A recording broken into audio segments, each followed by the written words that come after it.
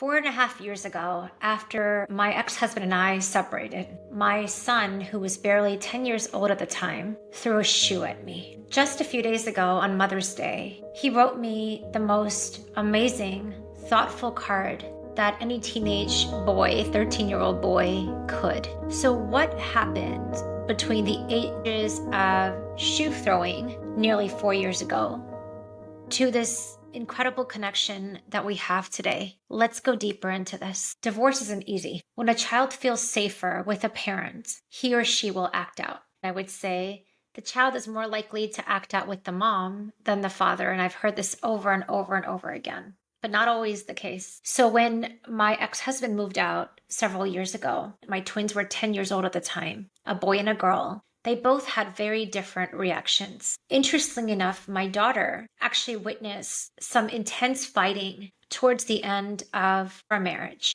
I don't think she was as surprised as my son when her father moved out. My son, on the other hand, was shocked. He definitely had way more explosive reactions than my daughter, and he really had a hard time processing all of these transitions. And I wanted to talk about what sort of happened then, what's shifted since then, and what our relationship looks like today, in hopes that this will help a parent out there that's also struggling with their child. What I can definitely tell you is that everything that's happening isn't about what's going on the outside. It's everything to do with what's happening inside of you. My mentor says life is as you are, and the universe is always reflecting out to you what is going on inside of you. So again, just looking at everything in terms of vibration, in terms of energy. I'm gonna go a little woo-woo on this conversation. When my ex-husband moved out and I was in the first stages of our separation, look at what happened to me, right? I come from a 17-year marriage. I was 22 when I completed my college degree. I lived on my own for a year, and that was the year that I met my now ex-husband. And within a year of us meeting, we got married. So I was 23, barely 24 when I got married. And I'd gone from this safety net of my parents for my childhood into the safety net of a college campus to the safety net of a marriage for now 17 years. So when the marriage went away, for the first time in my life, everything was in a state of upheaval. I didn't realize how much I had placed this notion of safety and security outside of me, in my label as a wife, in my label as a full-time mom, in maybe even the notion of a house or a business or a bank account and all these things. But for the first time in my life, when the separation had happened, all of those things that were previously considered safety nets now had gone away. Therefore, my insides were completely in a state of upheaval. And for those of you that are navigating divorce, separation, are in the midst of all this transition, I'm here to tell you health, wealth, relationship is all connected. So you can't have this flowing business when your romantic life or when your marriage is in a mess. There's just no room for prosperity and growth because everything is in a state of an upheaval. If you're feeling insecure on the inside, if you're feeling like, oh my God, I don't know who I am. If on the inside you feel like the rug has just been taken out from underneath you and it's been flipped upside down, there's no way in the world that abundance has a place to land, and everything's going to feel extremely rocky, and that's normal. So here I am in the stage of all of this volatility on the inside. And for the first time, my twins are navigating two households. They're going back and forth between mom's house and dad's house for the first time in their life. And my son was extremely irate. He was extremely rageful. Every day felt like a power struggle. And he had always been a very strong-willed child, if you will, very opinionated. You always knew what my son thought about things, and he was very quick to vocalize and express himself in those ways.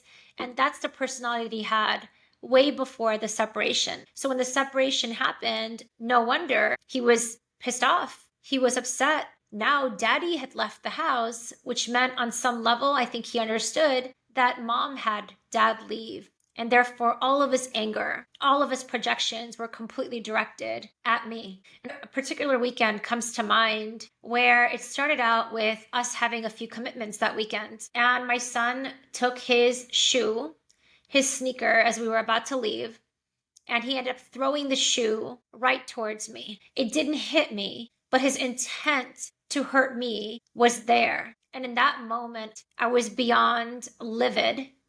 We were going to go somewhere, and I ended up calling my mom and asking her to pick up my child because I had so much rage and anger at him. I didn't feel like I would be able to control myself with him, and I thought I would end up like just killing him, like not killing him, but really like I felt like I had no control as a mom, and I was extremely upset, and I didn't want to strangle the living daylights out of this boy that I had given birth to, but now is the bane of my existence. And I remember talking to a friend right as all of this was unfolding, right as the shoe drama had happened. And I remember having this conversation with her, and she said, Karishma, it's not about him. It's everything to do with you. And what does it look like for you to set your boundaries? What does it look like for you to bring back your power? And what does it look like for you to dictate that your house must be peaceful and that you're not settling for anything less than? And what does it look like for you to stop being afraid of your son?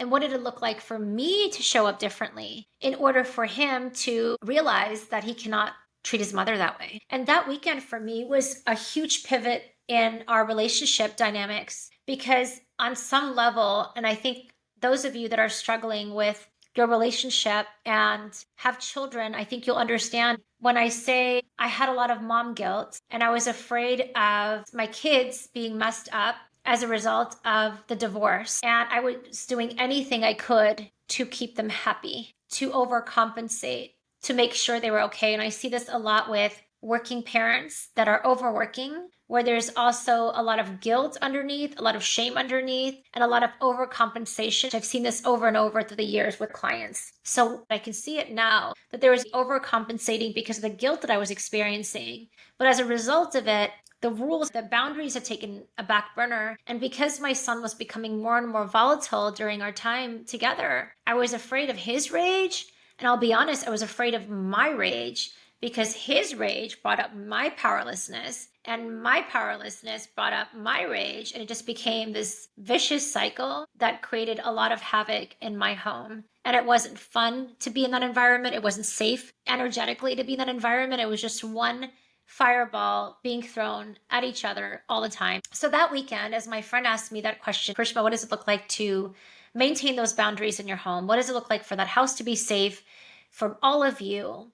I realized in that moment that I'd given my power away. I'd realized in that moment that I was afraid of his lack of approval, and I was willing to do whatever I could to get my kids' approval. And as a result, I had given away my power to them because I wanted them to approve of me. I wanted them to love me. I didn't want to feel the guilt and shame that was underneath everything. And as a result, I'd given all of my power away. In that moment, as I called my mom and asked her to pick up this boy, I realized in that 15 minutes that I had no choice but to shift. I had no choice but to set my foot down. And I was at the verge of like giving him to his father because every interaction with my son was too much to bear. And I told my mom, I appreciate you coming. Thank you so much for having my back. But I need you to turn around and go home now because I need to do this for myself. Otherwise, the same situation is going to continue next week. And I can't live like this in my own house. And in the next few minutes, I told my son, you're completely grounded. We had plans for the weekend that involved fun things that he wanted to do. And now he was no longer going to be doing those fun things. He was to sit in his bedroom all weekends, except he could come out to use the restroom, to eat a meal, and that's it. And he would take all the devices, take all the entertainment, everything. And all he would do all weekend is not to play with his sister, is not to interact with us, but to be grounded and to be in his bedroom for the entirety of the weekend. And I believe it wasn't just so much my actions, it was my energy. Because I got to this space in my relationship with my son. They say the hardest thing is to detach completely. And often we have so much attachment to the people that we love that we would do anything for them. And the problem with attachment is that you become a prisoner in that attachment. if you want their approval or you want their love, you will do anything to gain that approval or love, even if it means sacrificing you, even if it means putting your needs last, even if it means not advocating for you. And what had inevitably ended up happening is that I'd lost my voice, I had lost my power, and I'd decided that my kids' approval was more important than the safety of my home. And now there's volatility after volatility after volatility, and we're all just waiting for the other shoe to drop. And I did not want to live like this anymore. And the other part is my ex-husband and I had gotten to the point where in our final stages of our marriage, we had started stonewalling each other and we had stopped respecting each other. And I knew that more than anything, I wanted respect in my household. And I knew that not having a respectful household was not going to work for me. And I was willing to give up my son to my ex-husband, even if that meant having my ex take my son for a few weeks. And that is the part that I really want to drive home, that has nothing to do with them, has everything to do with you. But it's about us taking our power back. It's about us deciding that it's not about being the good boy or good girl. It's about really owning who we are, owning that we're parents, owning that we've got this. The other piece that I wanted to share is something that my mentor shares with me a lot, which is, Karishma, you have what it takes. So those of you that are struggling in relationships, struggling with your kids, I'm here to tell you, you have what it takes to get through this. You have what it takes to have a peaceful home. You have what it takes to maintain, your peace, your calm, and to make your life a reflection of who you really are. And what I didn't want, especially after experiencing active alcoholism several years ago, the last thing I wanted was to have volatility in my home, that I really wanted to be peaceful. And the whole reason for getting the divorce was because I felt like that respect had been lost, that connection had been lost, the communication had been lost, and I didn't want to be walking on eggshells with my ex-husband, with my kids, with anyone else in my life anymore. And I got to the space of enough is enough. And that, my friends, is the magic, where you have to decide, and maybe shit has to be so hard, where you have to decide that it's not going to work out. Maybe things have to be so hard that you have to realize that, I can't live like this. And maybe that's the whole point of rock bottom, is it forces us into the state of surrender, where we have no choice. But I'm here to tell you that you have what it takes. And when I decided that I was worthy enough and valuable enough to have that safe home, that the safety of my family, the safety of me, was more important than my kids' approval of me, everything shifted. And what's happened since then is so beautiful. A couple years ago, I took my kids and my mom to Dubai. We flew to Dubai and we had this 25-hour flight across the world with just the four of us. And my kids did amazing. A couple years ago, I decided to take my kids to LA for the week where we live. And we went to Vegas, stayed in the resorts for a couple of days, and did a 5-hour road trip to LA and back. And we had the most incredible time. Last year, I took my kids to Griffith Park, and we just hung out in Los Angeles for a few days, went to the beach, just really took in our old life and walked in our old neighborhoods and went to our old park and just enjoyed the peace. Our lives look so different today. My twins are finishing up middle school next week. They're going to be high schoolers in just a few months, and they help out with chores on a consistent basis. When they come home from school, I have this ritual where I make my Indian chai, which they love. I make the chai for my kids when they come home from school, and we sit down and we just catch up on our day. And I try to maintain as much presence as I can with them.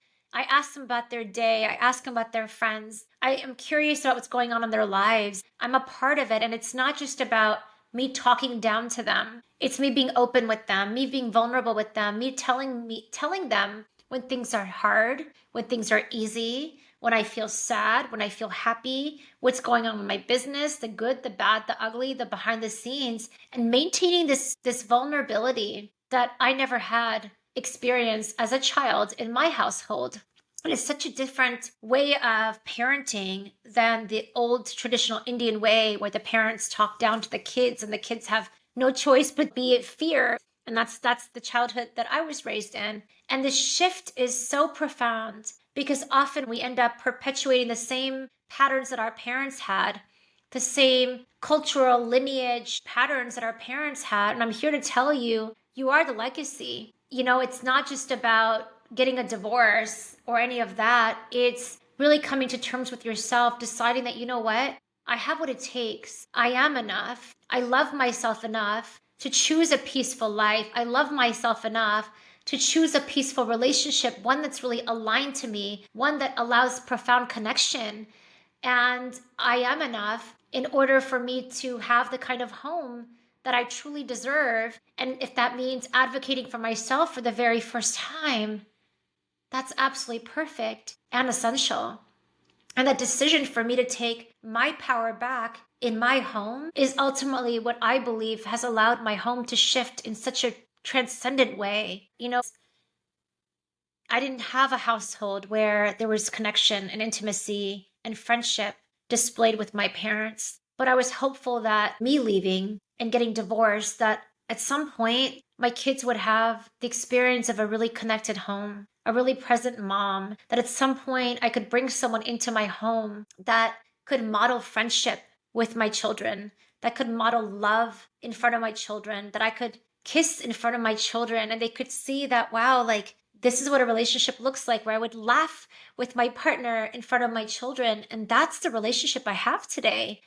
And it wasn't about anything but this deep, deep inner work that I've been privileged to go through. And I've been privileged to take people through, where it's really about owning your worth and value, deciding that you deserve the life that you want, to really create that life, that connection, that family on purpose. And I'm here to tell you, I wouldn't trade my journey for anything. And I'm here to tell you, you too have what it takes to create the most profound shifts in your life, where you can be proud to look at yourself in the mirror as a parent and say, you know what, I've done something right. I'm proud of me in this area too. And that's what the story is about. Thanks for listening.